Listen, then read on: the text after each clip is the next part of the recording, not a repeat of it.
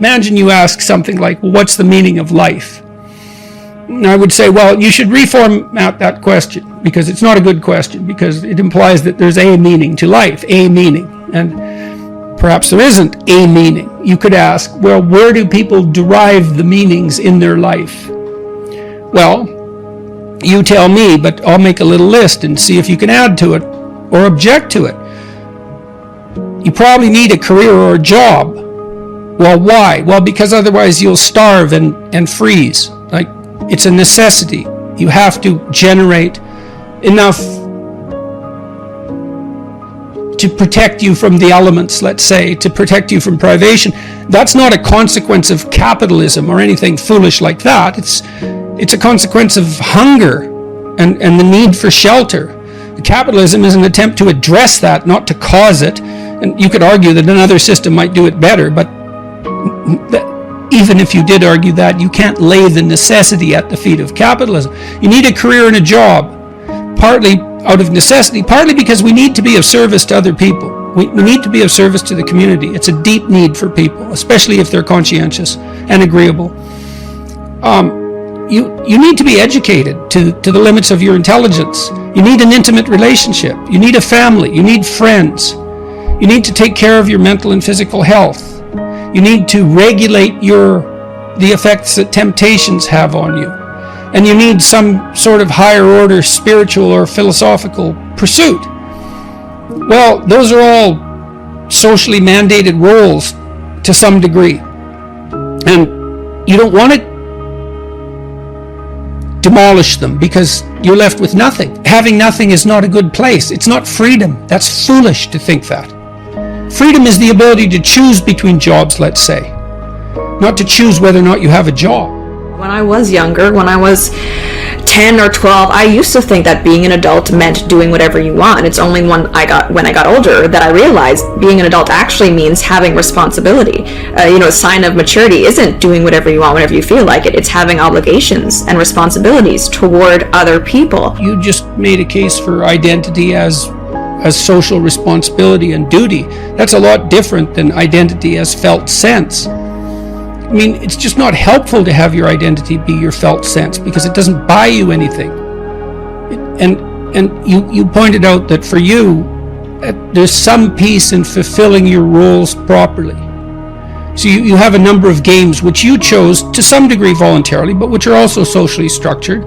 You find satisfaction and freedom from anxiety in playing out those roles properly. And that is what people are like. And demolishing those roles, criticizing them as purely oppressive, let's say, is not helpful because it leaves nothing. And that's a terrible state for people to find themselves in, to have nothing. You're very fortunate if you're constrained by a number of functional roles. It's what everybody needs. I mean, some people need less of that than others. If you're highly open in your personality, so fundamentally creative, and you're low in conscientiousness, so you don't like order, you don't need order, well, a little bit of structure goes a long way, but there aren't many people like that who are highly functional. It's also extraordinarily difficult to make your way in the world as a spontaneously creative person. It's very difficult to monetize that. Some people do it extraordinarily well. They're geniuses. Even they're very rarely economically successful.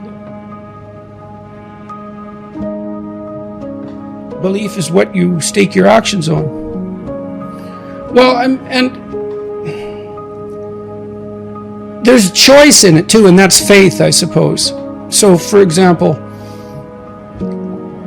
faith isn't the decision to believe things that are preposterous. And there's a substantial amount of confusion about that, I would say, in the religious community and in the non-religious community. So, for example, you can decide that it's better to tell the truth than not to. And it's a decision because you're not basing your action on your observations of the outcome of the actions that stem from that decision. You've decided to look at things in a certain way. So I could say, I've decided to do what I can to say what I believe to be true, because I have decided that, to believe that, to assume that, to have faith in the proposition that there's no better way forward than the truth, no matter what it looks like. And that's the thing. That's why the decision of faith is necessary, because it gives you a particular angle on the evidence. You know, maybe I say something I believe to be true and I get in trouble. And then I might say, well, the fact that I got in trouble indicates that saying what's true it wasn't the right thing to do. It's like, no, not necessarily. It might be that saying what I believe to be true was the right thing to do despite the proximal outcome. You have to make decisions about how you're going to interpret the facts. You have to make decisions about that. Those are decisions of faith. And so then you decide what you have faith in. Well, here's some things that I would like to have faith in, if I could manage it, if I could be strong enough to manage it, let's say. I'd like to assume that existence is worthwhile and that we should all work for its furtherance and its benefit. And you say, well, is that true? Well, there's a lot of suffering in life. There's a lot of suffering associated with consciousness. You could make the case that there's so much suffering that the whole game is suspect. And that's a valid claim, but it's not a claim I want to make. So I'm not going to live out that claim. I'm going to try to live out the alternate claim. All things considered, I think that would be better. You could say, well, you're justified in altering falsehoods if it's expedient. That's why people lie, and people do lie, and so obviously they believe that to some degree, because otherwise they wouldn't lie. But you could decide that you're not going to do that because that's wrong. Well, that's not so much an observation as a proposition. I'm going to live my life as if that's wrong. And I've derived both of those principles. Let's say the wish for the furtherance of being and the idea that truth is redemptive. Those are fundamental Judeo-Christian propositions, maybe the most fundamental Judeo-Christian propositions. They seem to me to be valid, or valid enough to stake my life on. And that's the decision of faith. What are you going to stake your life on? That's manifested in action. It's not manifested in your claims about the explicit contents of your descriptions of the world. This ideal does lurk in our structure. And, you can say, well, it's the internalization of a social ideal. It is that.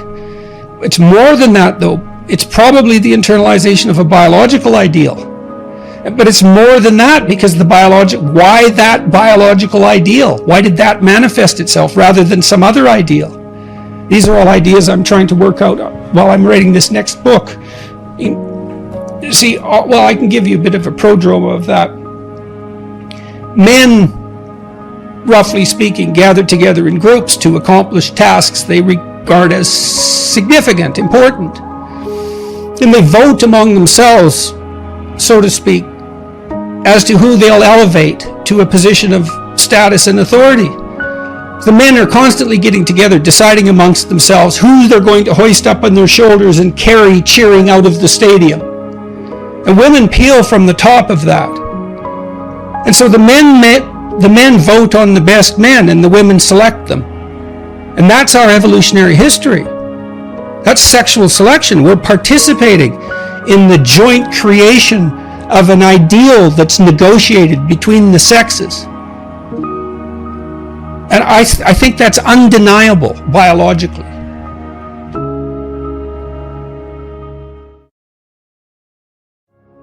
Some people find it harder than other people to make a schedule. One thing you might consider doing is doing the personality test at understandmyself.com and seeing what you're like. Maybe you're particularly low in conscientiousness, in which case making a schedule and sticking to a routine, an orderly routine, is going to be quite difficult for you. But that'll at least help you understand perhaps at least some of the problem. Maybe you're high in negative emotion or neuroticism, and so you worry too much about making the schedule, and that just stops you from doing it. I would say, well, first thing to do is, there's two things you could do. First of all, the first thing you might want to do is figure out why you want to make a schedule to begin with. So you talked about goals. Well, what is it that you want to accomplish? The Future Authoring Program at selfauthoring.com, another one of our websites, helps people make a detailed plan for the future. And so you can't really have a schedule without having a plan, because the activities you schedule should be intelligently related to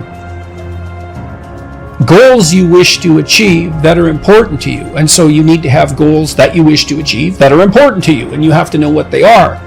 And that's complicated, right? That's like a plan for your life. So it's very difficult. And so that's why we produced this exercise, which helps step you through the process of deciding what you want and need.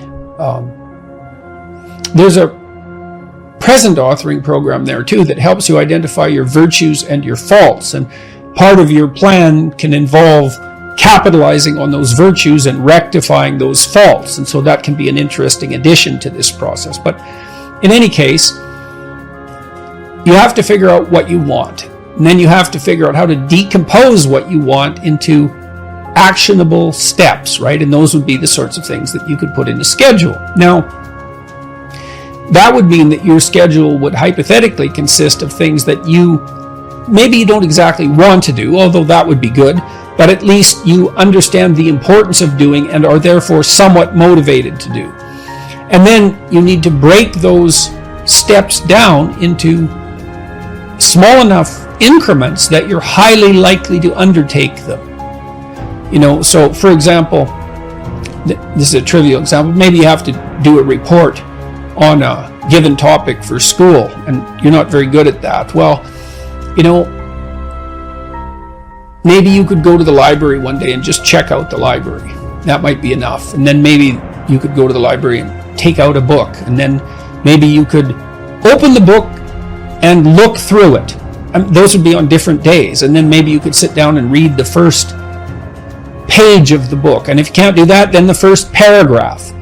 You have to negotiate with yourself and figure out what the largest step you would take towards your goal is that you would take. And if you don't do it, then you make the steps smaller and smaller until you find something that you would do. The next thing you need to do, potentially, is to familiarize yourself with a scheduler like Google Calendar.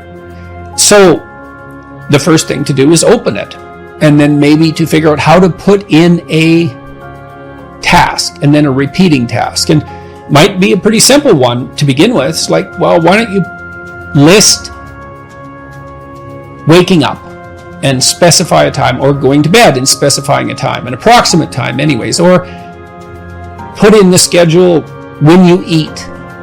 And those are things you do every day. And so that's something you're pretty likely to do. And so that's a success for you. And then, well, then you can start by putting in something small.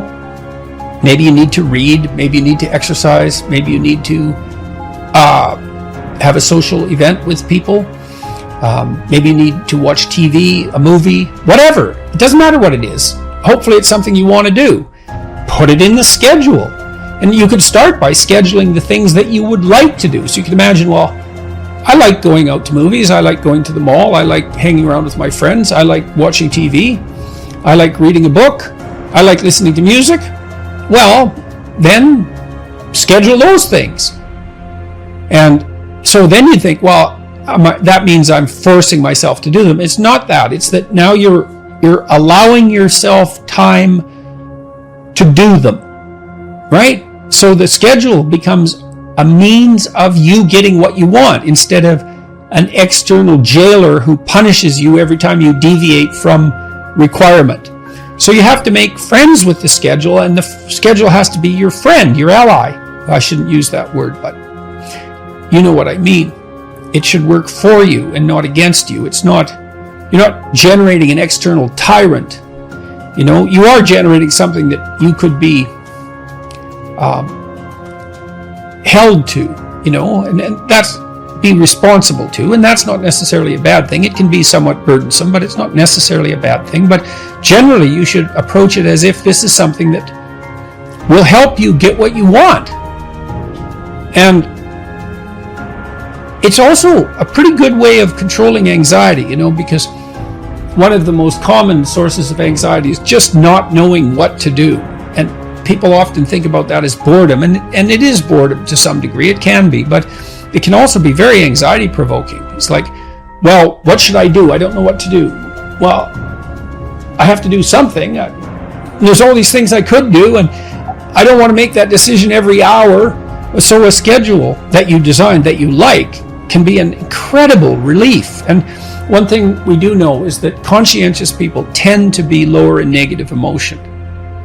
And it looks like that's a causal consequence, is that orderly people, for example, because they order their environment and make it more predictable, then they're less likely to be anxious, because we're often made anxious by what is unpredictable. So generating a view of your life that consists of valued goals that you want to attain, and then steps by which those might be attained, and the Future Authoring Program helps you figure all that out.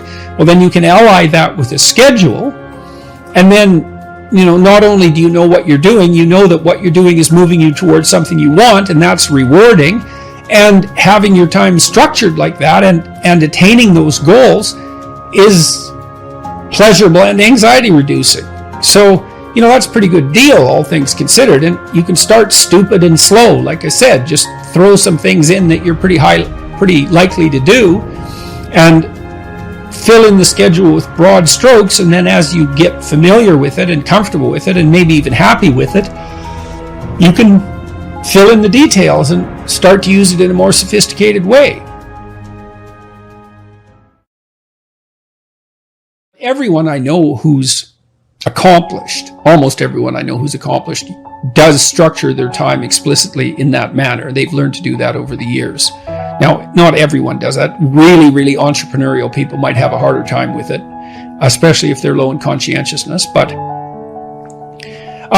and then with regard to the personality test, maybe you do a personality test, the personality test I mentioned, say, and you find out that you're agreeable but low in conscientiousness. Well, so it's going to be harder for you to stick to a schedule, but you do like to please other people, so that's one of the things that you could schedule. You'd be highly likely to do that. If you're extroverted, you could schedule time, socializing with people. If you're introverted, you could schedule time by yourself, walking in nature, for example, or doing whatever else it is that you might want to do by yourself.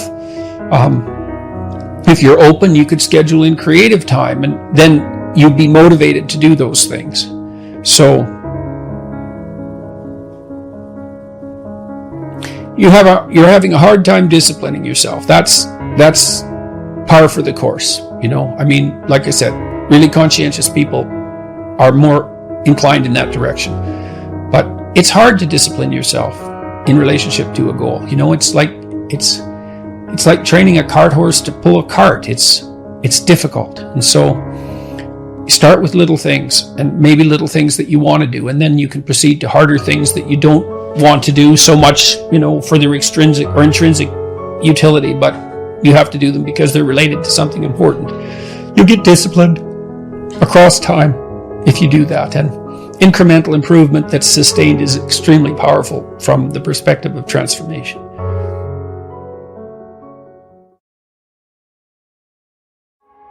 So the first thing I would say is that if you feel insecure and less and ashamed and all of that you have to take stock. And look, I have an exercise online at selfauthoring.com. There's 3 exercises there. One helps you write about the past, one about the present, and one about the future. The present authoring program helps you assess your faults and your virtues. Okay, well, if you have some faults and you feel insecure and inferior because of that, well, you should. Now, it shouldn't be so much that you're crippled by it and unable to take action. You shouldn't be beating yourself into the ground because you're not everything you could be, because no one is. And if you beat yourself into the ground, then you can't get up and improve. But you you have to differentiate. It's like, okay, to what degree am I being hard on myself, counterproductively critical, hearing the voice of my too harsh and angry father in my head, adopting inappropriate stereotypical representations of masculine competence? How much of my self-criticism is ill-advised? Fair enough. And you want to deal with yourself with a certain amount of care. But then, along with that, there's the, well, fix your weaknesses. You know, if you're ashamed of being ignorant, you're showing up at a party because, you know, you claim to knowledge that you don't have and someone exposes you. Well, you can be angry at them, and you probably will, but they've actually done you a favor. They pointed out an inadequacy is a pathway that you can travel down, right? A recognized inadequacy is assumed it's such a gift in some sense, if it's accurate. I'm in it, because you think, well, what should I do? What should I do with my life? That's a real complicated question. Right. Oh, here's an inadequacy. Excellent. You have a goal now. Rectify it. Now, you still have to think strategically and figure out how to rectify it and do it step by step. But Carl Rogers, the psychotherapist, pointed out that the person, for therapy to be successful, the person has to want to change. So they have to have recognized that they have a problem. If someone is mandated by the court to attend therapy, it's very difficult for the therapist to convince them that they have a problem. Once you're convinced you have a problem, it's like, away you go. You know, I know it's still technically difficult. It requires discipline and all of that. There's no magic solution. But if you're plagued by feelings of inferiority, you should rectify the most obvious inferiorities. Right. Focus on those first over optimizing strengths, would you say? No, not necessarily. Not necessarily.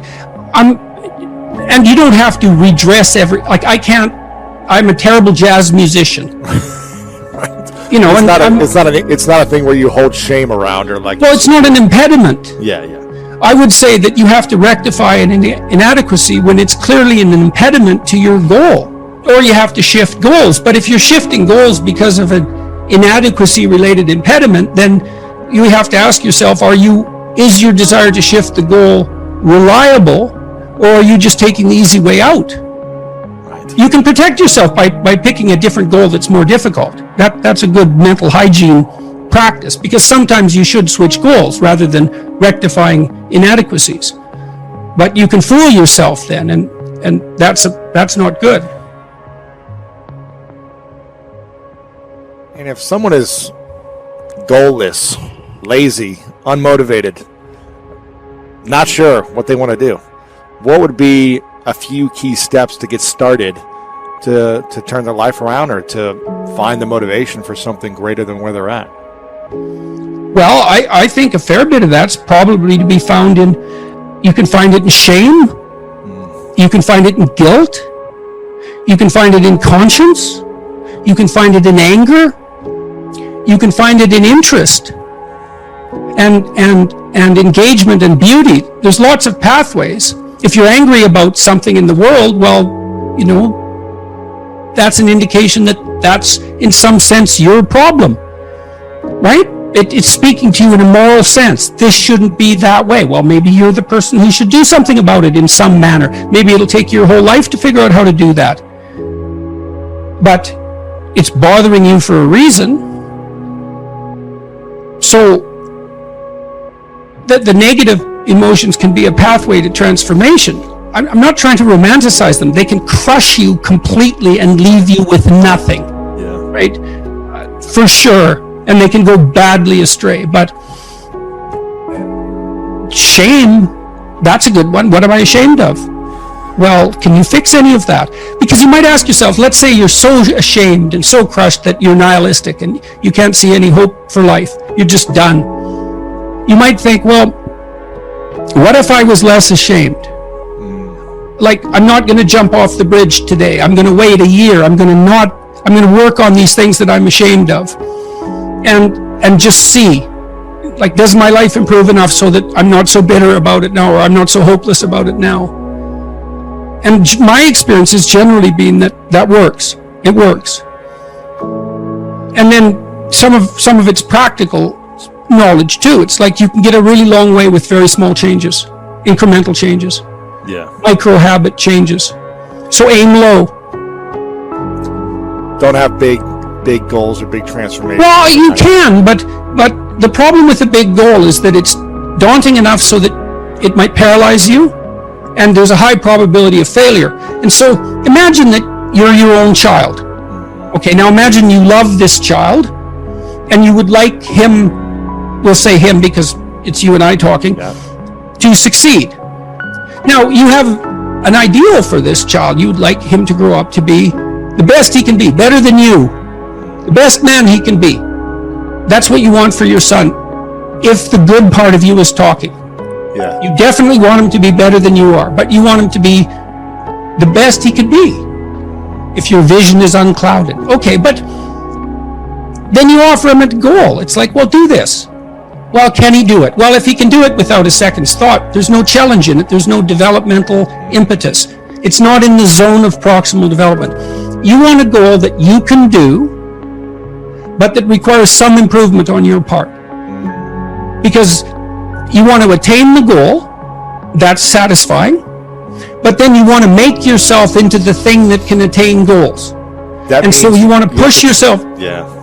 You want to push yourself a bit far. Yeah. Yes. And there's an ample psychological literature that suggests that that's where maximal motivation is to be found. Interesting. So you're pursuing a goal, but you're also pursuing the goal of transforming yourself at the same time. You're doing both of those at the same time. Do you need to know that you're transforming yourself in order to attain the goal? Or do most people just think, I got to take these steps to make it happen, but they don't realize they're becoming better human beings? It depends on what you mean by realize. They have the sense of satisfaction and confidence that would indicate that, although they might not be able to make what that means explicit. But I would say it would be better to make it explicit. It adds one other dimension of possible motivation. What would you say would be your three truths? I would say, have the faith, strive to manifest the faith necessary to make things better rather than worse.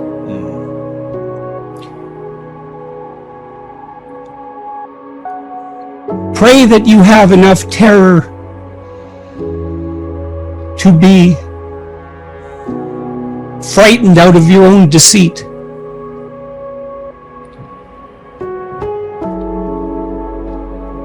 And strive to be grateful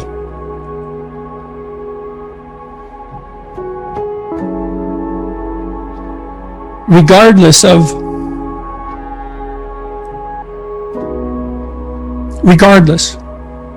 That would be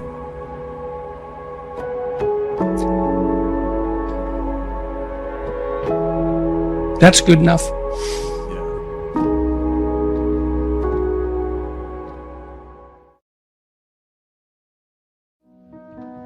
Jordan, let me ask you this. Would you consider yourself happy today? No. And when's the last time you were happy? I was happy a little bit last week for a couple of hours. I'm in too much pain and to be happy still. I mean, it's not like I don't appreciate what's good about my life.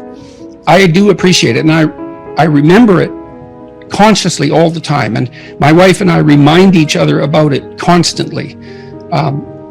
And so I see that all very clearly, and I can see where the sources of happiness could lie, but I have a lot of neurological damage by all appearances, and it produces quite a lot of pain. And so I'm overcoming that, I think, bit by bit. Like, I have a very structured day, so I get up and I have a sauna, and then I walk for 6 miles, and then I exercise for an hour, quite intensely with weights, and I dance a little bit to music because while I'm trying to regain control over all my extremities, and that's all working quite well. And then I have the podcasts and so forth, and so I have a well-structured life, but it's still not to the point where I would say I was happy. I'd like to get there. Healthy, really, is really what I'd want. Healthy and fully functioning. I'm running at about 50% now, and it was down to about 5 for a long time. So 50 is a lot better. No, and that's great to hear. What's the longest, like, if you were to put outcomes of a life, like you were to say priorities? Okay, happiness. I'm living a happy life, fulfilled life, healthy life. How would you rank those 3 for someone like you? Well, healthy is by far the most important. But then I wouldn't use those criteria. Like, I think I'm very pleased if I can say things that I believe to be true.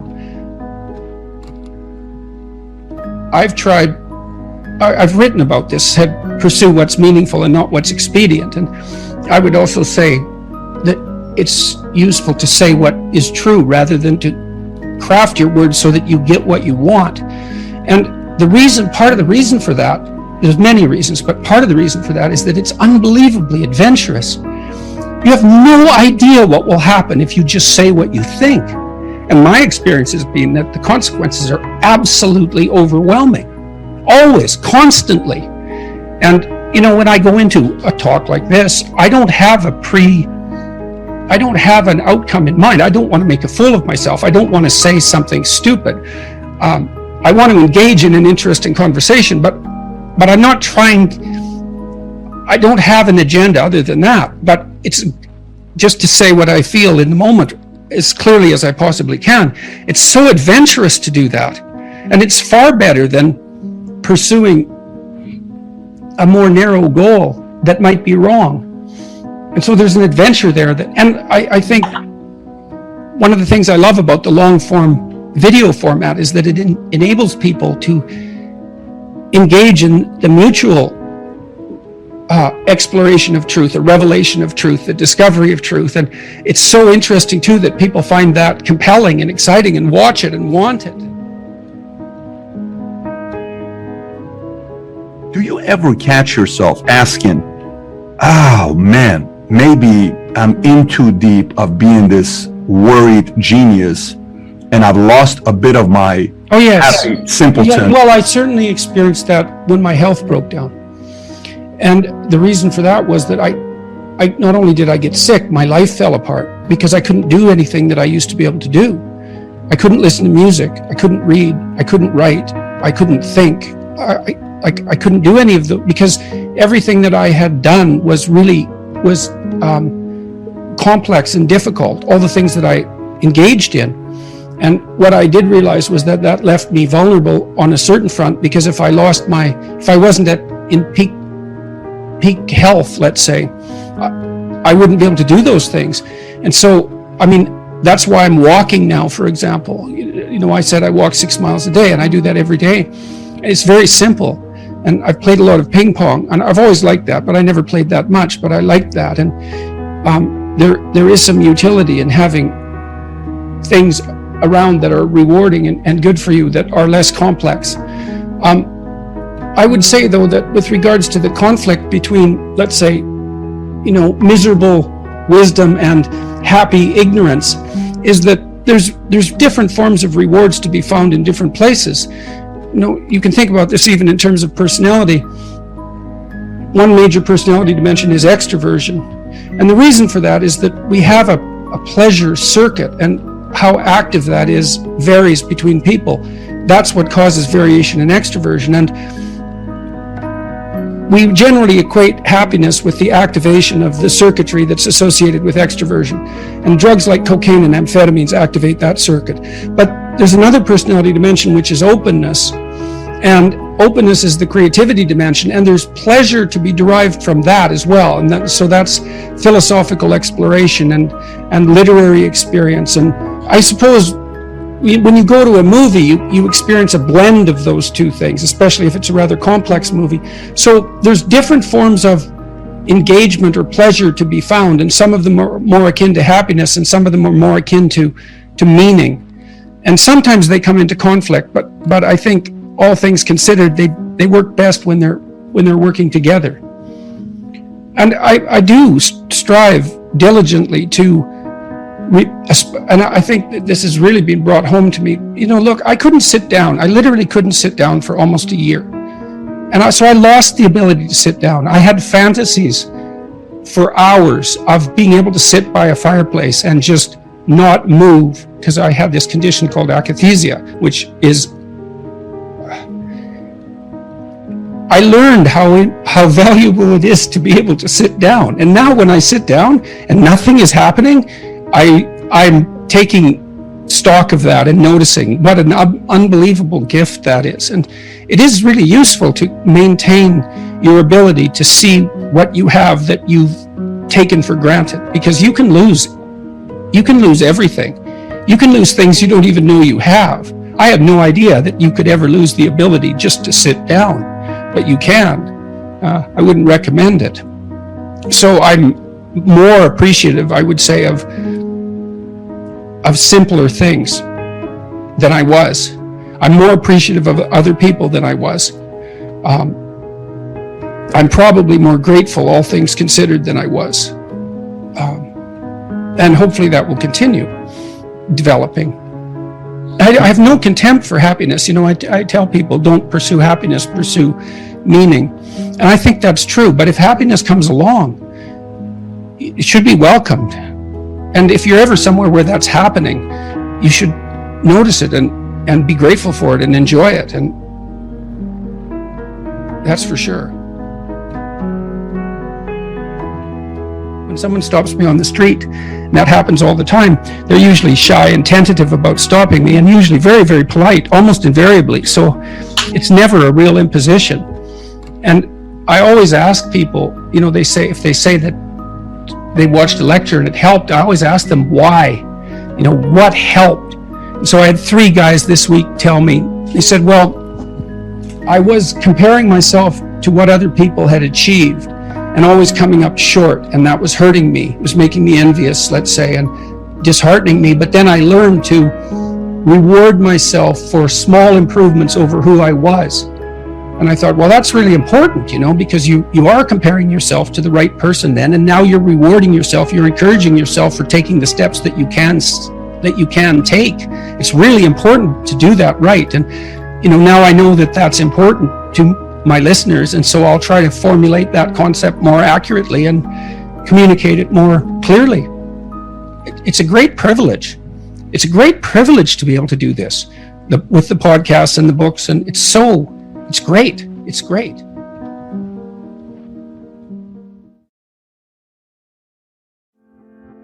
Well, what's the story of your life? Is it a comedy or a tragedy? Comedy is something with a happy ending, fundamentally, and a tragedy is, well, it starts bad and gets worse. And is it a tragedy that someone else is imposing on you, or some bit of you that you don't understand? What's the story of your life? Part of that is, well, what do you want? What are you aiming at? That's the reverse of sin, right? Right. You're aiming at something. What do you hope for? So the exercise basically assumes that you treat yourself as if you're someone that you're taking care of. Mm-hmm. So that's the presupposition.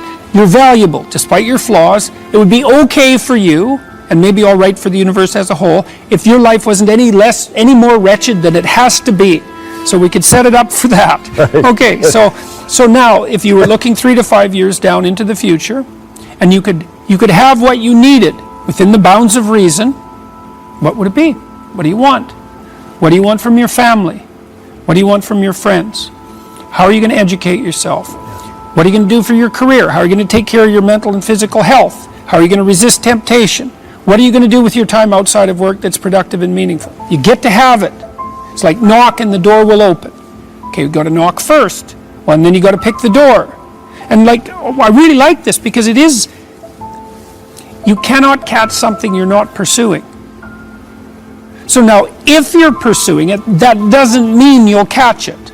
But generally, you'll catch something interesting along the way. Yeah. That's the thing that's so cool about this. Let's say you set out a vision, you start pursuing it, you don't get what you were after. But you learn a lot as you move towards that destination. And as you learn, your vision is going to change, and you may end up with something that's better than what you were aiming at to begin with. But that won't happen unless you initiate the journey. That's partly something I learned from the Abrahamic stories. with the story of Abraham in particular, because God calls Abraham to an adventure when he's like 85. It's like, get out of your father's tent, for God's sake. Get out there in the world, right? Really, that's how the story is set up. Leave your family and your tent. It's time to get out in the world. Well, what does he confront? Famine is the first thing, tyranny, and the potential loss of his wife. It's like Abraham must have been going, it's like the tent's looking pretty good. But it's this call to adventure. Okay, so you put together a vision, that's your call to adventure. Get out there in the world and contend with it. Well, you might not get what you want, but you might find what you need. But it won't happen without the pursuit. And that's part of faith, right? Faith is, I'm going out in the world to seek my fortune. And if I do that properly, then the fates will cooperate with me. What you can do is make people more courageous. That's different. So even if you're treating people who are phobic, like agoraphobic, it isn't obvious that you make them less phobic. What is obvious is that you make them more courageous. So if you're treating someone who's agoraphobic and they won't go on an elevator, so they're afraid of the elevator, and you slowly expose them to the elevator, negotiating that, and they get to the point where they can get on the elevator, they're not really less afraid of death than they were. They're more confident of their ability to prevail in the face of adversity. And that you can teach that. And you do that by challenge. You do that through challenge. So if you want to build someone's self-esteem, let's say, but I would say encourage them, then set them a set of optimal challenges and allow them to watch themselves succeed at those challenges, and that will build it right into their bones. People think that the purpose of memory is to remember the past. And that's not the purpose of memory. The purpose of memory is to extract out from the past lessons to structure the future. And that's the purpose of personal memory. And so you're done with a memory when you've extracted out the information that you can use to guide yourself properly in the future. So if you have a traumatic memory, for example, that's really obsessing you, if you analyze that memory to the point where you figured out how you put yourself at risk and you can determine how you might avoid that in the future, then the emotion associated with that goes away. So memory has a very pragmatic function. And cultural memory is the same thing, is that we need to extract out stories from our past that structure our future. And we need that because, well, first of all, if you don't have a purpose, let's say, it isn't that your life becomes neutral in a meaningless sense. It's that your life becomes characterized by unbearable suffering, because the baseline condition of life is something like unbearable suffering. And what you have to set against that is a noble and worthwhile purpose. And hopefully your determination of that purpose is buttressed to some degree by the wisdom of the past, because you can't conjure something like that up on your own. And if you provide people with nobility of purpose, then they can tolerate the suffering of existence without becoming entirely corrupted by it. And cultures that don't do that, it isn't even so much that they die, it's that cultures that don't do that are dead. They're done. They don't have a story anymore. They don't have a call to adventure. And then everyone suffers stupidly as a consequence. It's a very bad thing. So Churchill made the same observation that many of the great psychologists and philosophers made in the early part of the 20th century. It's like, bring the story forward and propagate it and make it the most noble possible story, and then you motivate people to transcend themselves, which they need to do. When people talk to me about watching my lectures, let's say, they basically say one of two things. If it's not just a simple thank you, they say one of two things. A third of them say, quarter of them say, when I listen to you talk, it's as if you're telling me things that I already know. It's like, yeah, well, that's exactly right, because that's what archetypal stories are. They're the description of what you already know. But that can be articulated, and then who you are and how you see yourself and the way you describe yourself all become the same thing. So that's wonderful. Then you're not at odds with yourself, and then then you're a functioning unity, and that makes you much stronger and more indomitable than you would otherwise be. And then the other thing that people say, and this is more like 3/4 of them, is that they say, I was in a very dark place. I was addicted. I was drinking too much. I had a fragmented relationship with my fiancée, and I wasn't getting married. Things weren't going very well with my family. My relationship with my father was damaged. I didn't have any aim. I was wasting my time. Some variant of that, some combination of those. And they said, well, I've been watching your lectures. I've decided to establish a purpose. I'm trying to tell the truth, and things are way better. And so, let's say I've done maybe 8 or 9 large-scale public talks in the last 2 months, so that's probably 20,000 people, and about half of them, a third to half of them, have stayed afterwards to talk to me, so that's about 7,000 people who have said that to me. And then people stop me on the street all the time and tell me exactly that story, which is just wonderful. Like, you can't imagine how good it is to be able to go to places you've never been and to have people stop you on the street spontaneously and say, look, my life is way better than it was. It's like, it's so good. And I've got like, I don't know, 35,000 letters from people since last August. It's more than that. I can't keep track of them. And it's exactly the same thing. Like a quarter of them say, well, you've given me the words to say what I already knew was true, and thank you for that. I can see that in the audience. It's so interesting because I can lay out a story. People go like this, and they're doing that all the time. It's like the lights are going on, and that's a really, well, there's almost nothing better than that, to watch lights go on when you're talking to people. It's like, that's just absolutely fantastic. But to get this response from people, my father's about 80. I put him in charge of going through my viewer email, which is an overwhelming job, but no, we've had discussions about this constantly. He's overwhelmed by the fact that so many people are writing and saying the same thing. It's like, well, I have a purpose, man. My life actually matters. I finally realized that, and I'm putting it into practice, and I'm bearing up under the heaviest load I can imagine, and it's really helping. It's like, God. And that's tens of thousands of responses now. So it's you couldn't hope for anything better than that. There's zero harm in it, right? It's just people putting their lives together. They're not mucking about with other people. They're not trying to make broad-scale social transformations about which they have no idea. They're trying to make their immediate environment better. And it's working. It's like, great. It's great.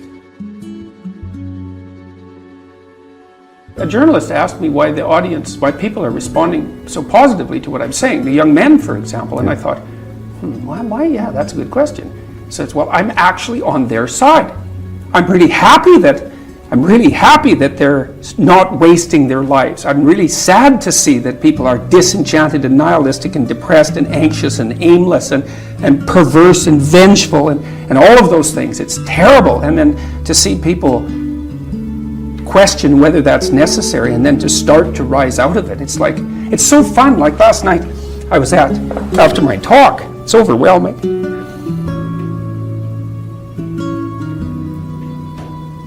I don't usually think about these things, but I was after my talk last night, and so all these people line up, and they have their 15 seconds with me, and they're kind of tentative. They're excited and attentive when they come up to talk to me, and then they have 15 seconds of time to tell me something. I'm really listening to them, and they're hesitant about whether or not to share the good news about their life. And I think it's often because when people share good news about their life, people don't necessarily respond positively. They don't get encouragement. And people need so little encouragement. It's just unbelievable. And so they'll tell me something good, and I think, that's so good. Somebody says, I'm getting along way better with my father. I haven't seen him for 10 years, and now we get along. It's like, God, great. Yeah. And then the power of that, you can't overstate the power of that for individuals to get their life together. The individual is an unbelievably powerful force, and every single person who gets their act together a little bit has the capacity to spread that around them. It's a chain reaction, and so it's a lovely thing to see. And that's fantastic.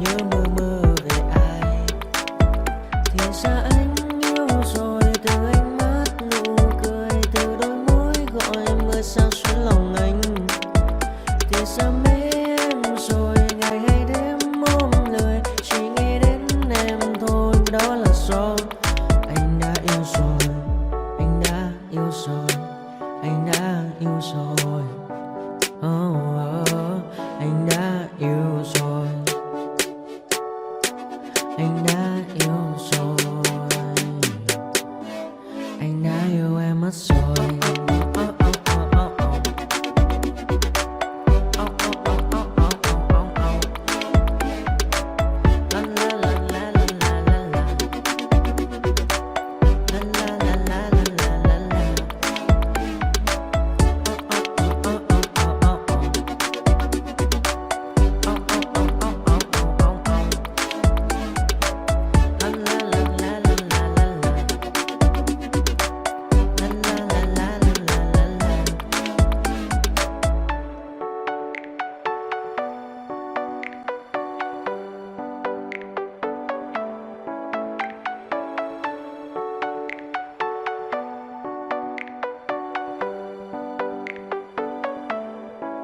Anh hay mơ mộng mình thứ xa xôi, không màng về tình ái muôn nơi. Sống chuyện là chuyện kiếp đây thôi, đâu quan tâm gì chuyện đời.